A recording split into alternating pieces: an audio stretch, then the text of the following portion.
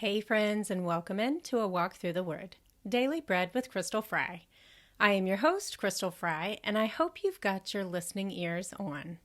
Joining me for this week's guest episode is serial entrepreneur, realtor, podcast host, and social media expert, John Mendez, who is deeply passionate about helping other like-minded individuals achieve a life of abundance. Through the power of the mind and social media, John is empowering others to obtain financial freedom and build the lives they've always dreamed of living. We talk about the impactful role of faith throughout his life and how he left college after seeing the light to a different financial future. We also talk about his circumstances growing up and how he's forging a new path, building his own boat, and inviting others to join him on the journey. This was such a fun conversation, my friends, and you will definitely want to check out John's podcast, Walk to Wealth. And friends, don't forget, of course, to check out the show notes to connect with John through his podcast and on social media, and to check out his free gift to you, The Beginner's Guide to Entrepreneurship. All right, friends, here we go. God's Word is powerful. The missing link is our identity in Christ. When we know who we are and who He created us to be, that is when we can truly walk in freedom. You are never alone. There is hope, and that hope is Jesus Christ.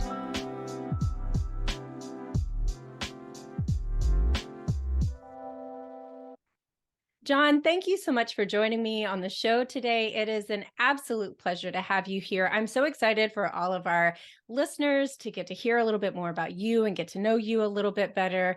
So before we jump into all the things, give us a little bit of an introduction for anyone who is not that familiar with you.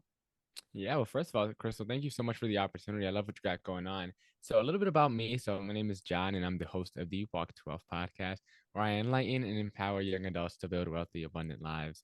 But to take you guys back into the time machine, so I grew up in a project. There was 9 of us in a two-bedroom. My mother, she suffered from mental health issues, and as a kid, some of those things are like really hard to grasp. So, as a kid, I interpreted it as she wasn't the mom I needed or wanted her to be. So, me and her didn't get along too much growing up. My dad was absent for majority of my life. So my grandparents on my mom's side, they immigrated from Dominican Republic. They were the ones that had custody over me and raised me.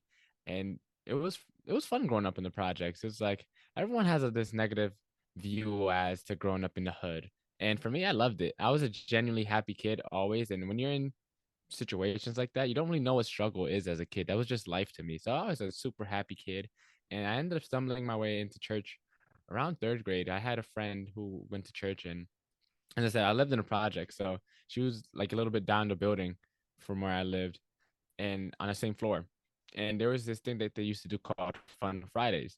And they would always get the kids and the little kids, and they would come around. And my church had this like big, like van style bus thing where they would just come and like swoop everybody up.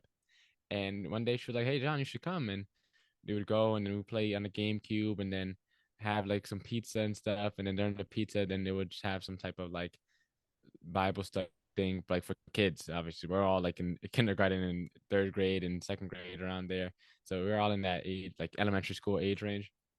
So that's kind of where my faith started kind of really building. And then from there, once I got into high school, I really started to become a lot wiser in my years. And then fast forward a little bit more, I believe that around college is when the pandemic happened, my sophomore year. And I read this book called Rich Dad Poor Dad. And I realized that there was another way of viewing the world out there that wasn't being taught at school, wasn't being taught at home, and wasn't being taught in anywhere near my environment. So I was that winter break, I just jumped down the personal finance rabbit hole. And I was just learning about all these stuff, how to build credit, how to invest in index funds, how to get my bank account set up and budgeting. And then from there, when I came back that sophomore spring semester, I was like, I can't go back to taking these regular gen ed classes as if I hadn't seen the light this past winter break. And so I decided to sign up for my real estate classes, dropped out of college, and I never looked back. And I feel like God's been calling me to help other people like me figure this entrepreneur, financial literacy, abundance mindset thing, and help other people who, like, growing up in the inner city, you see a lot of people that don't want to take the traditional path. And it's like, well, there's another world out there that if you wanted to pursue, like, you're more than likely to come on, hop on for the ride because it's fun over here. It's just a lot more responsibility, but there's another out path that you could take if you so wanted to, and you didn't want to take the traditional track. So, John, I got to tell you, and I'm over here like trying not to laugh because I'm conscious now that I'm on camera. So I try not to make all of the ridiculous faces that I would make when my camera was off. But I'm always amazed, and I tell the listeners all the time, I don't know how it is that I still continue to be amazed, but I'm always amazed that God brings just the right person in at just the right time. So I happen to be right now in the process of listening to Rich Dad Poor Dad. Really? And I talked to my son. My oldest son is 21, and I talked to him just the other day, and I was like, listen, this book that I'm reading, I am going to like give it to you, like when I'm done with it. Because I need for you, because again, like I need for you to understand that there's another way to do it. Like, because I'm 40 and I am learning, as I'm in that traditional space of, well, you work and then you save and then you give all of your money to the government and taxes. And then that is what I grew up with. And I told my husband too, I was like, I need you to read this book. And like, we need to like, there's a different way for us to do things. And so I think it's absolutely, this is definitely not an accident. When the student is ready, the teacher will show, right? Exactly, exactly. And so, but I really love the fact that you have, especially at such a young age, one, that you have been exposed to it, and a lot of people get exposed to things, but they're still too timid and still too fearful to actually walk into a new path. They still think, oh, yeah, well, that's great for them, but it won't work for me. Or their situation is different than mine. They had it easier, whatever the situation is. And I love so much that you have taken hold of this. And like you said, well, I've seen the light and I can't go back to the old way, but that you're really taking a hold of it and stepping in and trying to help share that wisdom that you're gaining, share the knowledge that you have, so that other people, especially the younger people, because God bless them all, like, whew, Yeah. it's a lot different and I have a younger son, he's 15. It's a lot different for my boys as they are beginning to enter the world than it was even just 20 years ago when I was entering the world. So Yeah. I just, let me side note that. And I love that so much. And I know we're going to talk more about what you're doing and how you're doing and all of those different things and what you talk about on your podcast. But before we do that, I want to ask you my favorite question, which is, how has your faith impacted your life? Yeah, so my faith definitely played a big fundamental role in who I am today. And a lot of things I did learn while growing up in church are still stick with me to this day. Full transparency, I slacked off a little bit. I need to get back into the swing of things, but my faith is always still strong. And for me, growing up and going to a church, my family was Catholic. I didn't know what it was at the time, but whenever we would get to Thanksgiving or Christmas or any of these different family get-togethers, they would all like pray in unison. But they at that time, my Spanish wasn't that strong, so I didn't know what any of them were saying. I just knew they were praying. I just didn't know what they're saying. But like, it was like they were all like in unison saying these prayers, and I was like, they were all blessing the food, and I was like, okay, so like they believe in God. So I kind of had a little bit of a faith from there, but none of them, I never seen any of my family members ever go to a church or anything like that. So it wasn't until my friend invited me.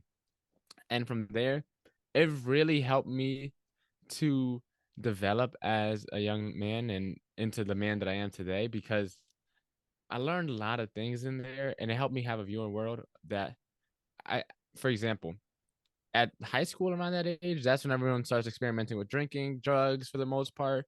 And I stayed very clear from all that stuff. I've still never done drugs to this day.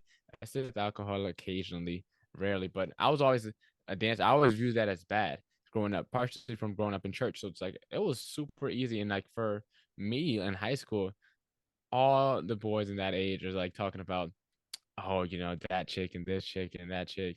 And for me, promiscuity is something that I view like negatively on my life. So that's something I never engaged in. I was never allowed because I understood the depth of what goes into having sex with another person, with an intimate partner, and how your souls intertwine once that happens. So it's like you're not just doing this physical, little event for a couple minutes and then you're done. It's a lot deeper than that. So it's like I never ever dabbled in that. And I had the opportunity to do so, and I was just like, it wasn't me. I would rather. Now, unfortunately, I didn't wait till marriage, but I only have one person, and it was like all these things stem from growing up in the church. It's like I didn't view like the common vices that take over majority of young men, and then they figure out later on in life that, oh, hey, maybe I shouldn't have been screwing around in my early 20s.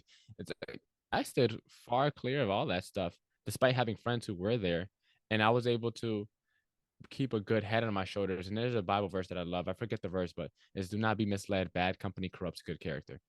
And I always knew that. So whenever things that I didn't really align with were taking place, I'd always distance myself and stuff. As I said, I have tons of friends who all smoke, but it's like whenever that was taking place, let me just take a step over here, or let me, give myself some space because it's not my place to judge. It's neither here nor there, right?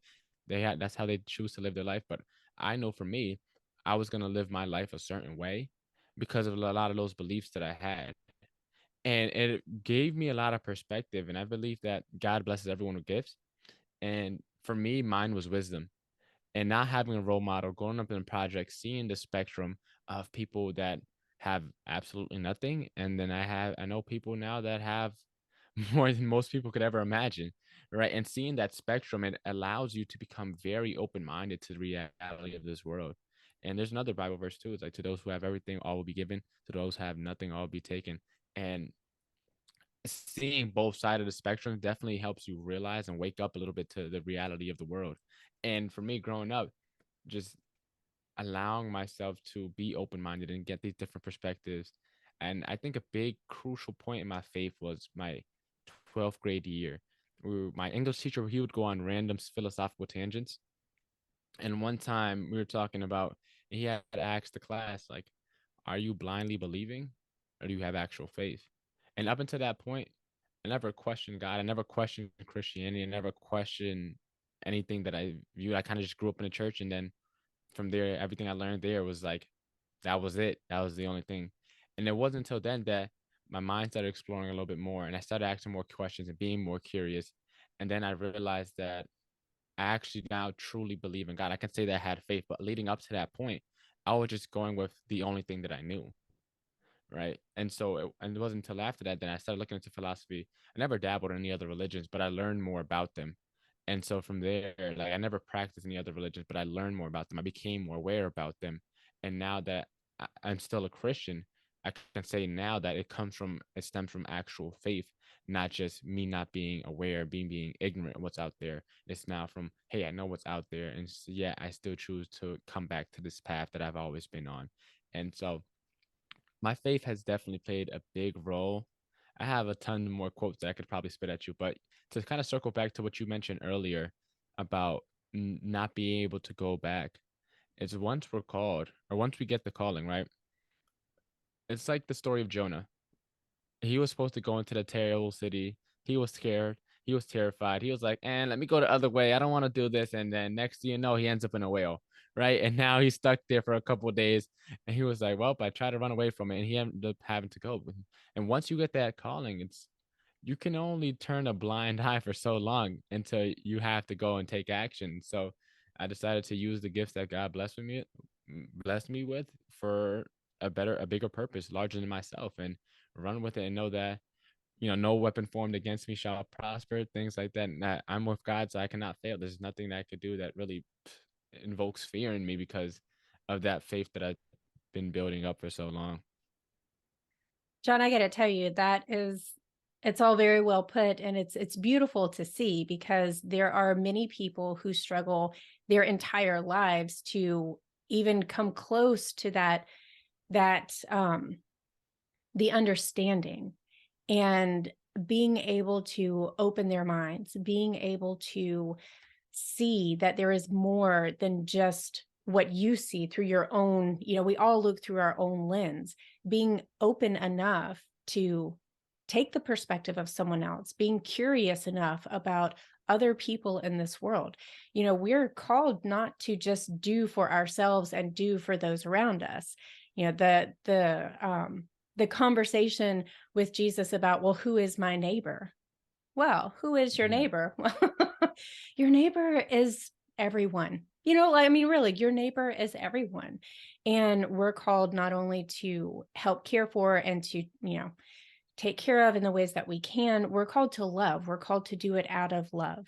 And so one of the things that has been really pressing on me in this particular season of my life is how I operate out of love. Like, love is my core value. Of all the different, I'm a personality test taker. I Yeah. really like, I love all of those different things.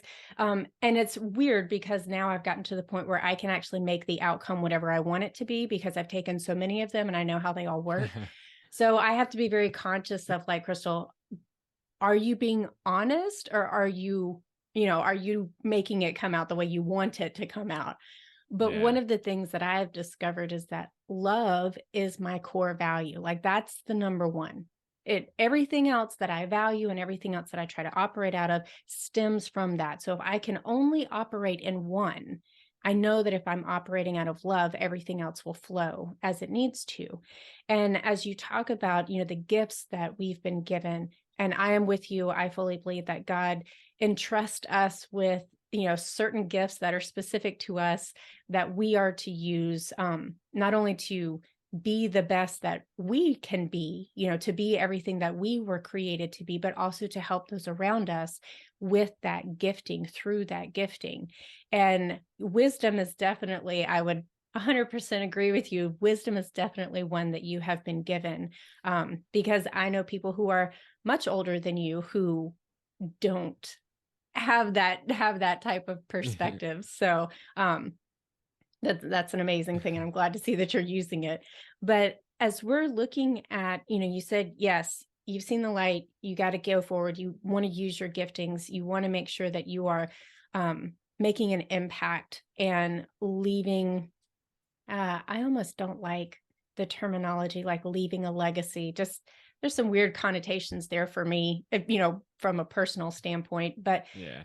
as you're looking at how you are utilizing the gifts and how you are walking the path forward, I know one of the ways that you are doing that is through your podcast, Walk to Wealth.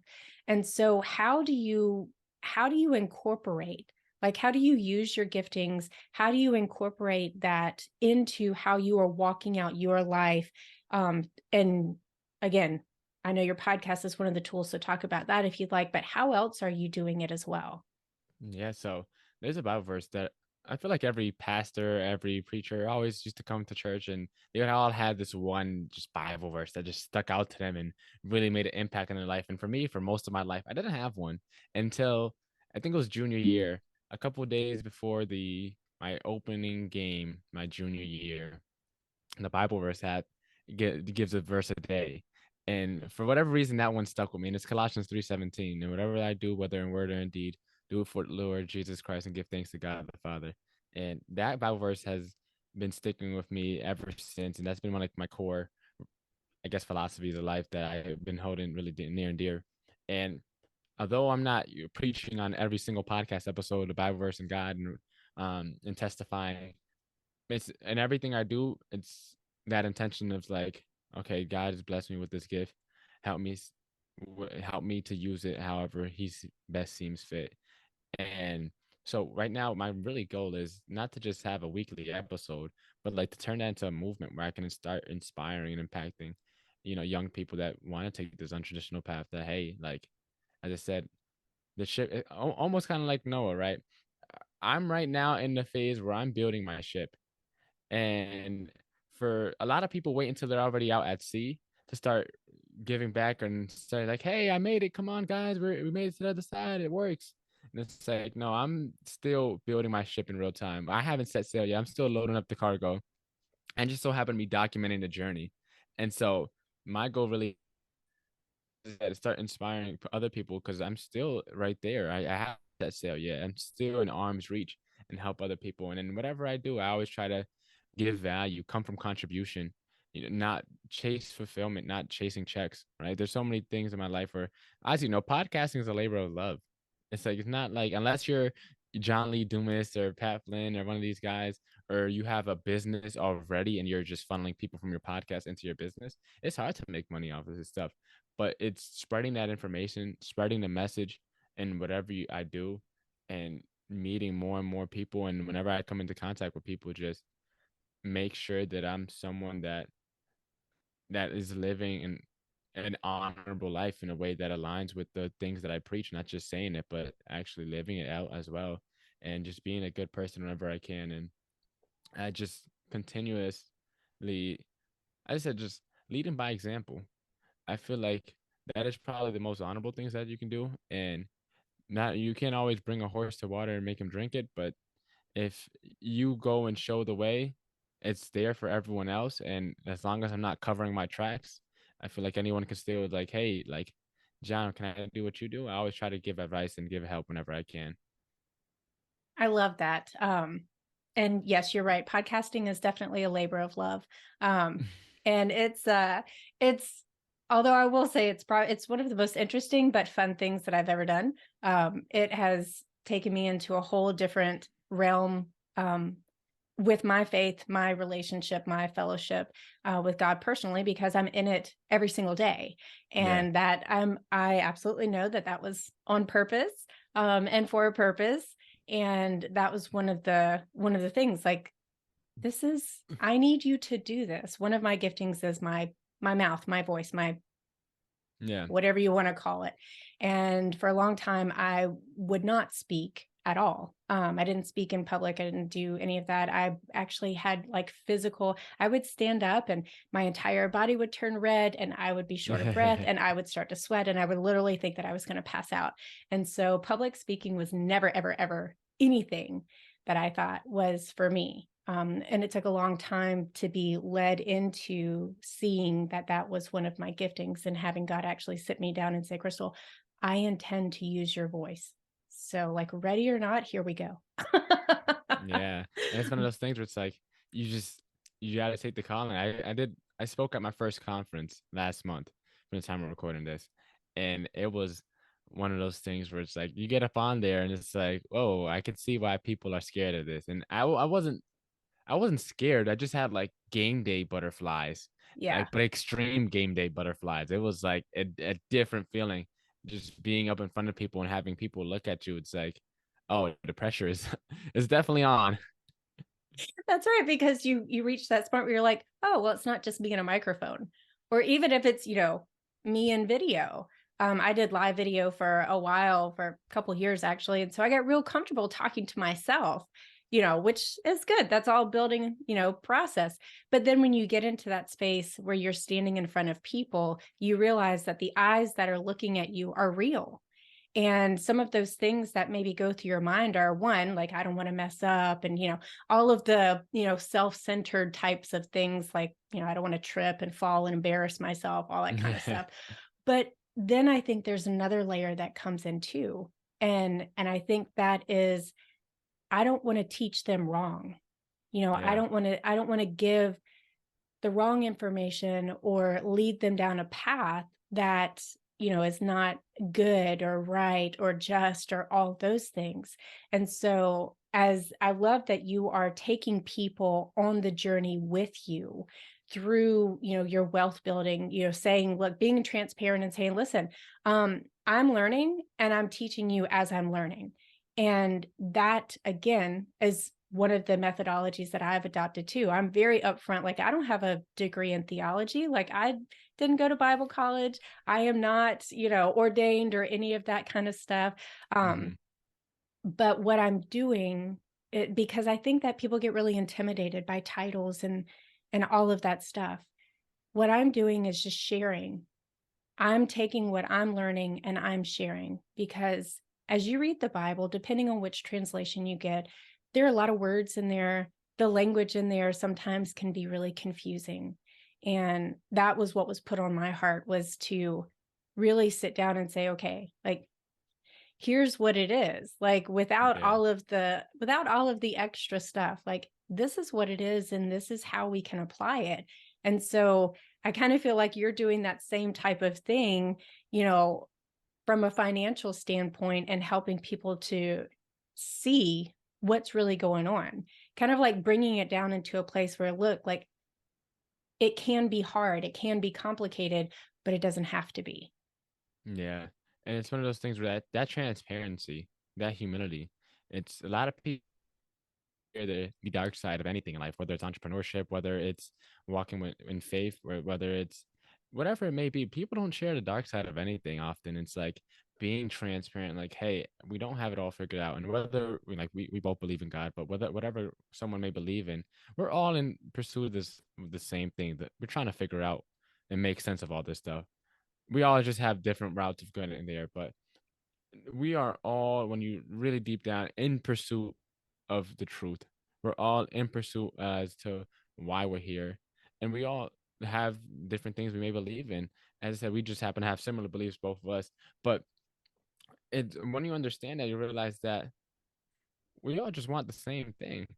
Right, and that's why it's like, you mentioned your neighbor too. Who's your neighbor? Like, we have there, but now with social media and podcasts, and we have access to people all over the world. Everyone's Yes. literally our neighbor now. Before, it was like metaphorically speaking. Now it's like, no, we're actually neighbors. Like, Yeah. we're literal neighbors now. We see you have access to virtually anyone across the internet. I think like over 5 billion people have internet access. So you really have access to the entire world. Of course, not everyone may see it, but they could potentially see it, or they know someone that's seen it. So it's like we That's pretty right. much have neighbors everywhere. So as I said, being that transparent, showcasing, hey, I don't have it all put together. I don't have 70 acronyms and extra letters behind my name. I don't have the PhD or the CFP or the CPA. It's like, when you're called. That is your the only designation, the only credential that you need. That is, and not coming off as someone that you're not is extremely important, that as well. They said, I don't have my CFP, I don't have my CPA, I don't have my Series 6 license, all this other stuff. Is like, hey, here's what I'm learning. I'm meeting tons of cool people. Here's what they're teaching me. Here you go. Here's what I'm doing. Here's how I am using it, and how that's impacting me and playing out in my life. And as I said, it's free game for anyone to watch. Anyone doesn't want to watch it, they could always tune off. But no one can say that, hey, John, why'd you keep it all to yourself? Hey, John, why do you have all the secrets and not sharing anything with us? It's like, did you not listen to the past, like, a trillion episodes? I've been documenting this for years now. So it's like, that's also part of the reason too. Is just sharing that.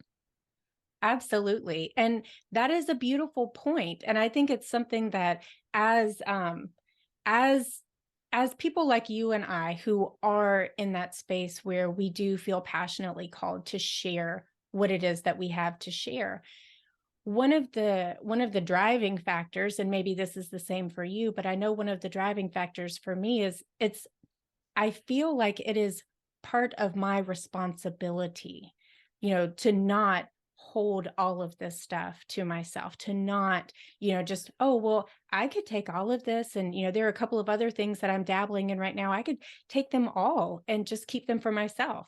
2023, I have embarked on a total wellness journey where I'm addressing physical, mental, emotional, and spiritual wellness. And I was already starting that last year. And I was just doing it for myself because God was like, Crystal, there's some things that you need to change. If you like, we got big plans, babe, but I'm going to need you to make some adjustments, so that you can run the race well. And then when we came into 2023, I really kind of felt this overwhelming need to share that, to document my process, my progress, but sharing with other people what I am doing. Why? Well, not because anyone's interested, but because I feel like people get very stuck in only seeing, like you were saying, the bright, shiny stuff. They see the light, but they never get to see the shadow. And most people, as they're walking down whatever path, whatever journey they're on in life, you have both light and shadow. And when you don't see the shadow, you're not equipped to handle it. So for you and I, as we walk through and we document and we talk about, what it is that we're doing and how we're doing it and what we're experiencing and the good, the bad, the ugly, and everything in between, and the fact that some days it's just boring, like some days it's just mundane, but we do it Hmm. anyway, because that's part of the process. That is our responsibility for anyone who may also want to be on that type of journey. Because if Yeah. if we don't share, I just kind of get that whole, like, if not you, then who? Like, Yeah. if not me, who's going to do it? If not now, when is it going to happen? And instead of leaving it to someone else, you and I are two people who are standing up and who have decided that, okay, well, God, you've put this on me, so I'm going to be obedient to what your call is, and I'm going to walk this out. And I leave the rest of it up to you. Like, I'm going to do what you tell me, and I'm going to leave the rest of it up to you. If you want people to hear it, let them hear it. If you don't, well, then this is just a really good exercise for me. Exactly. And there's so many good points that I want to touch on that you mentioned. I'll start off with the most recent one, but you mentioned too that in there that this idea, if it's something that I need to do, if it's for me or for other people, you have to realize when God put these ideas in us, it's not our ideas, right? That's why a lot of times when we don't act on something and then someone else starts up that idea, it's like, oh, I thought of that. Well, you're not a good steward of your ideas. God tests you, and they always talk about too. It's like if you can't recognize God in the little things, you'll never be able to recognize Him in the big things. So even if you have a small idea, God doesn't. I believe God doesn't judge your success or your failure as to you're a good steward. He judges if you act on the idea or not. And a lot of people hold that within. And if you're someone that acts toward something that's like, okay, he tried to get something going, may have failed, but he made an active, all in effort to actually see it through. Okay, I can trust him with this. And then slowly but surely, you'll start getting bigger and better ideas as you start acting on the things that you're called. And that doesn't mean to get shiny object syndrome and go chase every single idea. But as you get more in tune with yourself and start listening and giving up yourself, then things will start to become clear and you will know what to act on. It's something that's hard to describe in our English vocabulary where it's hard to describe a lot of the stuff, but it's something where it's you have to be still in order to hear what the calling is. And some people are just moving, moving, moving so much that they never ever hear. And then you also mentioned a point too about integrating your shadow, about where there's light, there's shadow. And you can't have one without the other because even if like let's say heaven or hell, right? If there was only heaven, it wouldn't seem like that important. It only seems so amazing because there's something to compare it to. And no matter in even and look at other philosophies and religions as well, like with the white and the yin and the yang, right? That's right. You have to, and it's all, as I said, all the same thing, just different belief systems, all trying to get into that same truth. And it's like you have to have both in order to truly appreciate one or the other. And so integrating the shadow, I feel like a lot of people, especially a lot of people of faith, they tend to think that they're too good, like they would never. And you have to realize that we have a lot more in common with a lot of the evil people than we think. Like, for example, I use this example, it's an extreme example, but like Hitler. Everyone says, oh, I can never be like that. And it's like, well, you don't know that because you've never been pushed to that extent. And when people realize, like, we have a capacity within all of us to be extremely evil, dark, cruel people. It's within all of us if you push the right buttons. That's right. But a lot of people think that, oh, I'm a person of faith, or oh, I believe in God, or oh, I'm this and that. I could never. And they try to get this moral high ground, and it's very naive. And when you realize that you are capable of that, it becomes everything you do after that becomes so much more virtuous because it goes to the idea of a rabbit. A rabbit couldn't harm someone if it pleased. So if a rabbit doesn't injure you, is it because it's a good rabbit, or is it because it actually can't injure you even if it wanted? right? It's the lion that could take your head off and knows that it could take your head off, but chooses not to. That's a good person. So a lot of these people are sitting naively thinking like, oh, I can never. And once you realize that, no, I have that within me. And it's because I know I have that within me that I know I have to live a good life and keep that under control. Because if you don't know that you're capable of that thing, you're only one outburst or flare up away from doing something you probably really regret. And being aware of that, stepping into that shadow, embracing that shadow, knowing that if there was no shadow, there also wouldn't be any light. There's only shadow because there is light, right? So it's like being aware that, stepping into that and stepping into that abyss. The things you may see may haunt you, may traumatize you, but if you're able to make it out the other side alive, you'll be so much stronger. You'll be so much more wise, so much more aware, and more appreciative of the light and the good. Absolutely. It allows us it allows us to have a healthy respect for, like you said, what it is that we are as human beings capable of.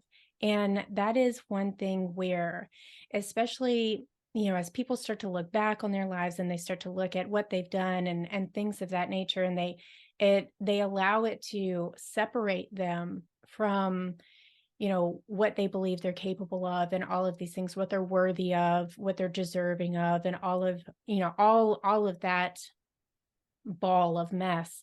But the thing is, like, when we are able to come to that place to confront the darkness, to confront the shadow, to walk through it with an understanding of, this is part of who I am.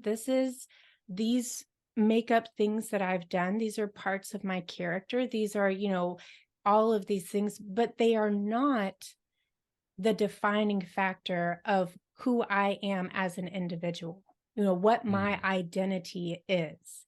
And for a lot of people, that is one of the biggest issues in their life, and why they struggle so much to move forward in a meaningful way is because they're in the middle of an identity crisis.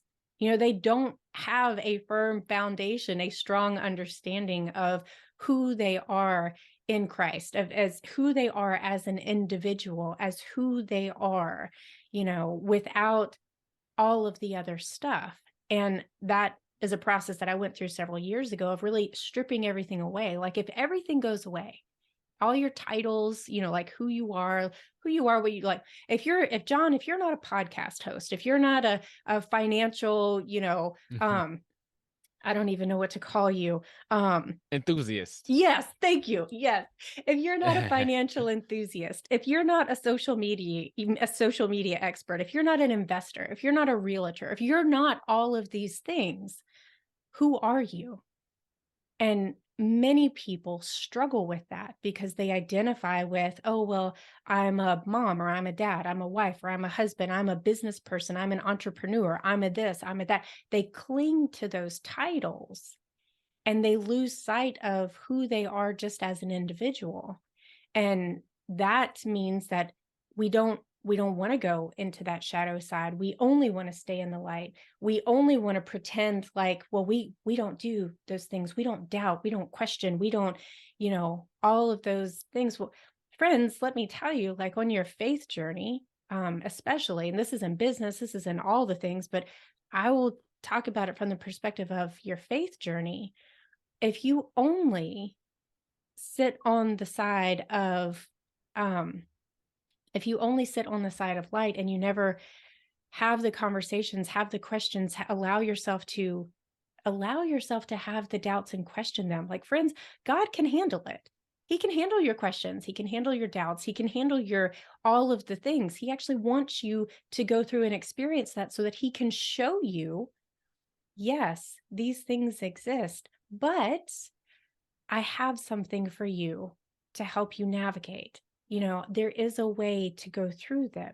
And we're in the season of Lent right now. And one of the first things that's talked about is the temptation of Jesus. He was in the Yes. desert for 40 days, fasting. He was famished. So the scriptures say. I mean, I can't imagine not eating for 40 days. I would be more than famished. Like, hangry wouldn't even touch it. But and they talk about three specific temptations.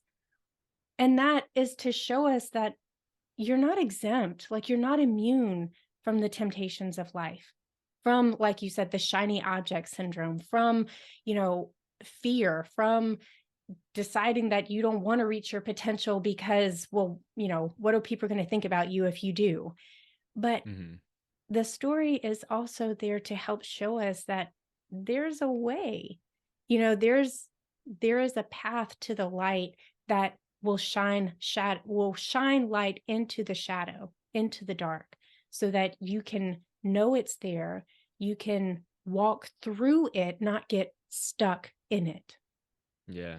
And I think it's very important too to add on a little piece to that as well, because it's important not to poke the bear with a stick intentionally.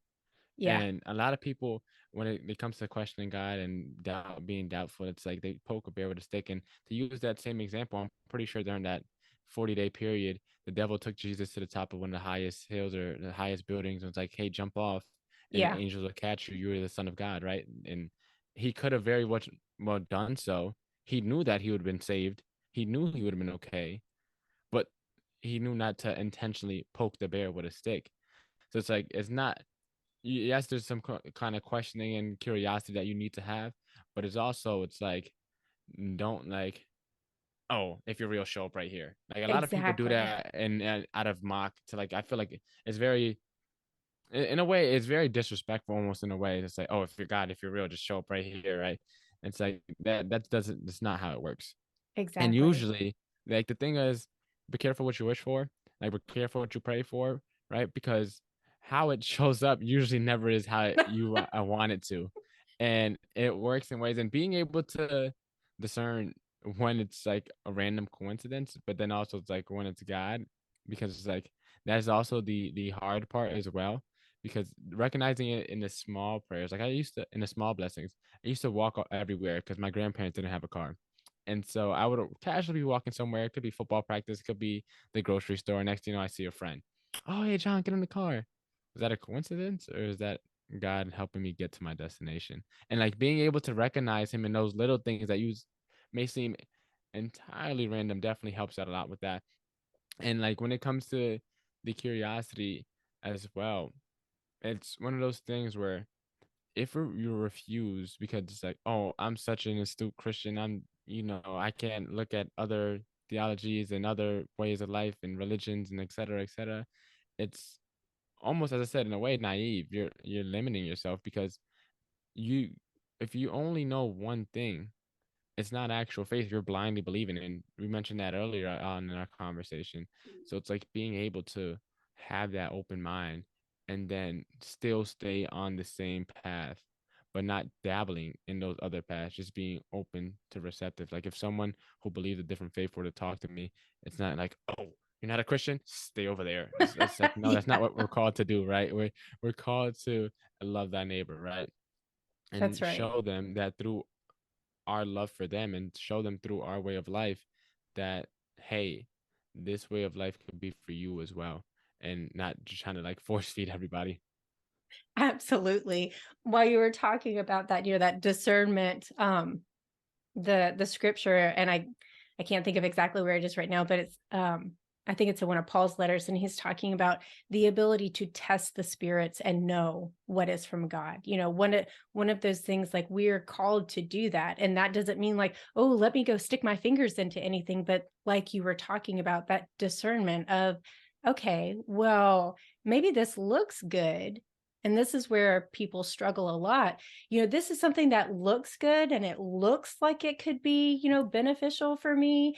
And but going back to the temptation, like he tempted Jesus first and said, hey, if you're the Son of God, why don't you turn one of these stones into a loaf of bread? You're hungry, right? You're hungry, so this looks good, you can turn this into. But having the discernment and to test and say, you know what, it might look good, but is it actually what God wants for me? Is that Yeah. what it is? You know, because something, are you giving up something of God just to get something that's good?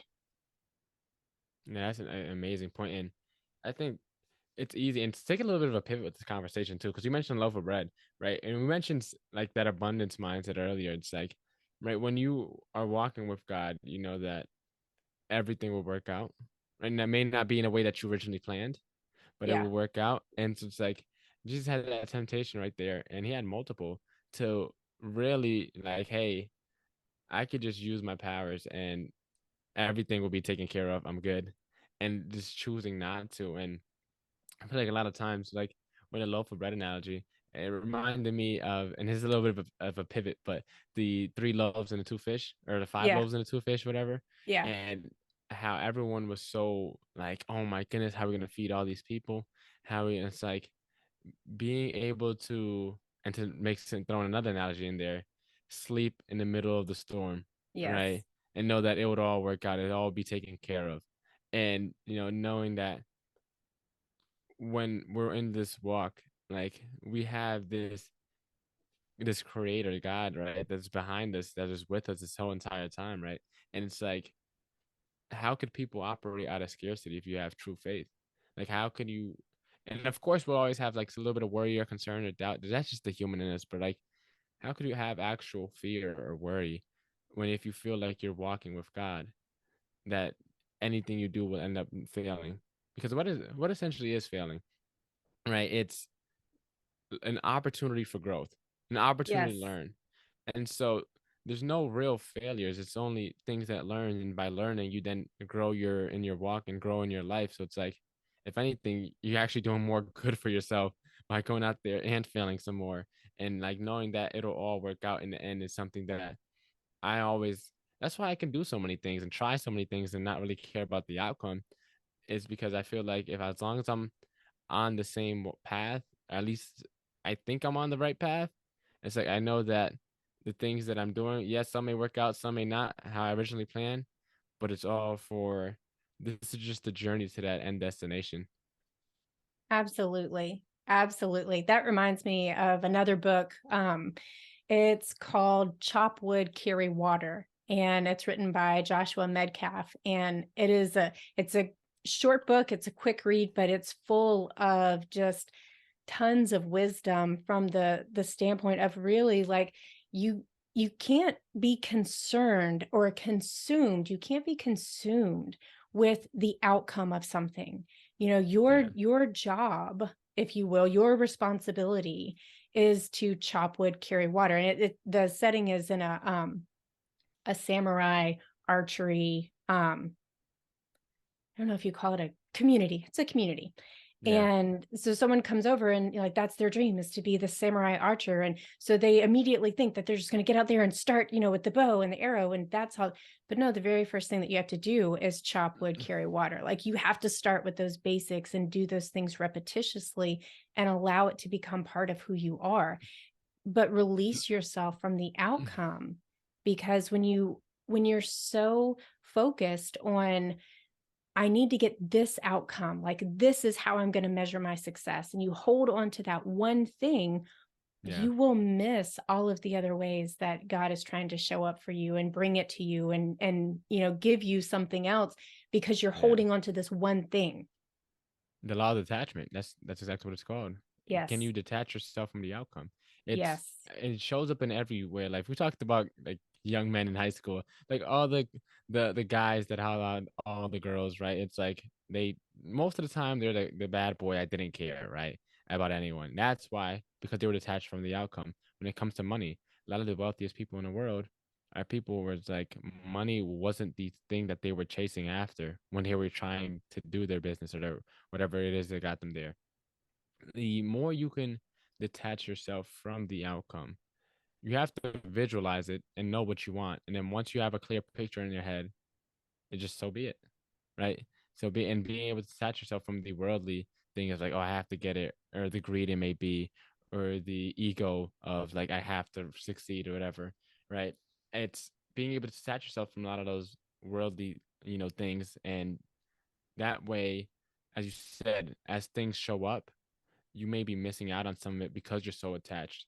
So it's like being able to detach allows you to have a lot more vision as to what is potentially in front of you and what God could potentially be sending your way.